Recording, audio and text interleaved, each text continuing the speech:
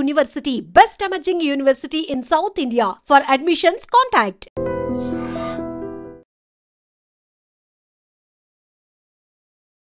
Gadwal surveyor హత్య case అయితే ఊహించని మలుపు తీసుకుంది.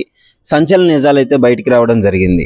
6 సార్లు ప్లాన్ చేస్తే 5 సార్లు తప్పించుకున్న సర్వేయర్ తేజేశ్వర్ కానీ పాపం మరోసారి నిందితుల చేతికి దొరకడం జరిగింది. భార్య ఐశ్వర్య బ్యాంక్ మేనేజర్తో అక్రమ సంబంధం పెట్టుకొని తిరుమలరావు అనే వ్యక్తితో, సో తిరుమలరావుకి పెళ్ళైంది కానీ పిల్లలు లేకపోవడంతో ఐశ్వర్యాన్ని నేను చేసుకుంటా అని చెప్పేసి ఇంటికి కూడా తీసుకెళ్లి వాళ్ళ భార్యకి చెప్తే వాళ్ళ భార్య నిరాకరించింది. సో అక్కడితో ఈ విషయం తెలిసి గొడవయ్యి వాళ్ళ నిశ్చితార్థం కూడా ఆగిపోయింది కదా. సో ఆ తర్వాత వీళ్ళిద్దరు ఫోన్లో ప్రేమాయణం నడిపించడం జరిగింది.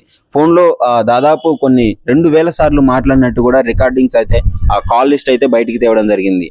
అంటే ఇవన్నీ జరిగిన తర్వాత ఇష్టం లేకుండానే ఆమెను పెళ్లి చేసుకొని తేజేశ్వర్ని ఎలా చంపించాలని చెప్పేసి 6 సార్లు మర్డర్ ప్లాన్ చేసింది. సో నిందితులకి 75,000 సుపారీ ఇచ్చి మరీ చంపించడం జరిగింది.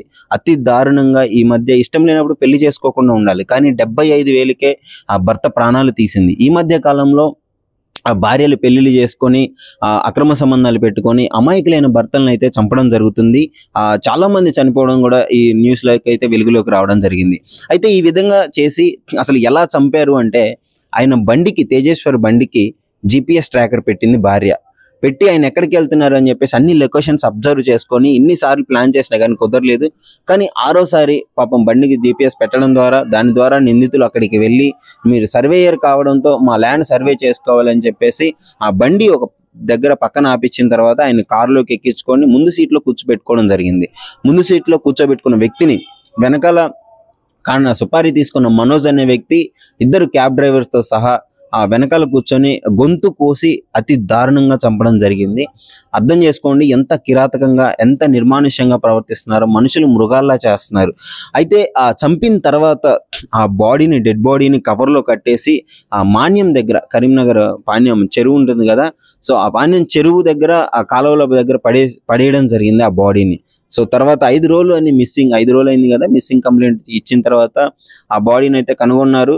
సో తర్వాత అన్ని నిజాలు అయితే బయటికి రావడం జరిగింది. ఇట్లాంటి అక్రమ సంబంధాలే ఉన్నాయి. ఈ బ్యాంక్ మేనేజర్ తల్లి కూడా సపోర్ట్ చేసింది ఈ మర్డర్ కేసులో. సో ఇలాగే వీళ్ళందరినీ కలిపి ఆమె, వాళ్ళ తల్లి, ఆ సుపారీ తీసుకున్న ఆ బ్యాంక్ మేనేజరు, సుపారీ తీసుకున్న మనోజ్, వీళ్ళందరూ కలిసి దాదాపు 8 మంది వరకు కేసు ఫైల్ చేయడం జరిగింది. వీళ్ళందరినీ అదుపులోకి తీసుకొని తగిన శిక్షలు వేయాల్సిందిగా పోలీస్ వాళ్ళని కోరుతున్నాను. సో నెటిజన్స్ కూడా అదే కోరుతున్నారు. ఈ మధ్య కాలంలో ఇలాంటి మర్డర్ కేసులు చాలా ఎక్కువయ్యాయి. ఇష్టం వచ్చినట్టు భర్తలను చంపుకు తింటున్నారు. సో అక్రమ సంబంధాలే దీనికి ముఖ్యంగా కారణమని తెలుస్తుంది. దీనికి ఇంకా దరిద్రం ఏంటంటే, భయం చెప్పి అదుపులో పెట్టాల్సిన తల్లే ఈ మర్డర్కి సపోర్ట్ చేసింది కూతురుతో పాటు.